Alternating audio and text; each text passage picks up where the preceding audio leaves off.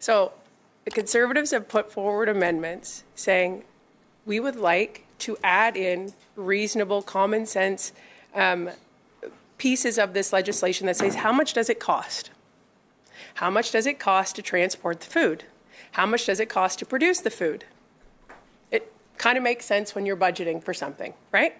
It's honestly the most common sense thing. If I'm going to go buy something, I want to know how much it is. And we have a member on the opposite side who says, why would you want to know that? What? Does that mean you're not going to do it? Why would you want to know the costs? I'm sorry, excuse me? There's something missing here, Mr. Chair, through you, that makes zero sense. This carbon tax was told to the people, and I've had this conversation multiple times. Canadians are pretty amazing people. They'll say, you know what, I don't have a problem helping out. Tell me where the money is going.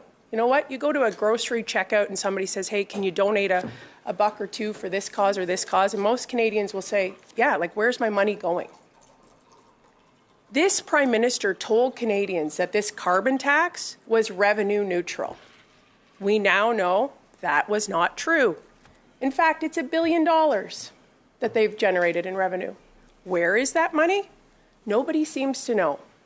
And yet we've put forward amendments. This is another one of their wonderful marketing schemes. We're going to feed children.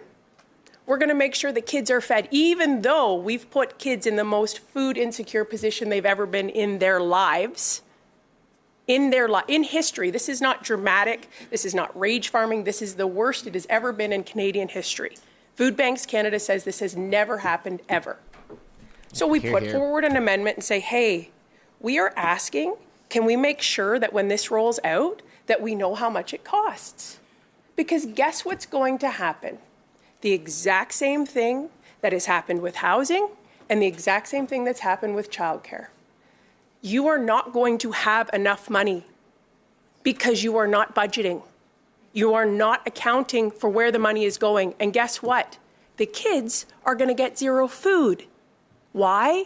Because you are not knowing the cost before you. This is so simple. And yet they are proud to sit on the other side and say, we're not voting in support of any of these amendments. Okay. Then what do you want here? What do you want? You just want people to blindly follow you and say, yeah, for sure. I mean, that's great. Just take my money. Tax me harder. Right?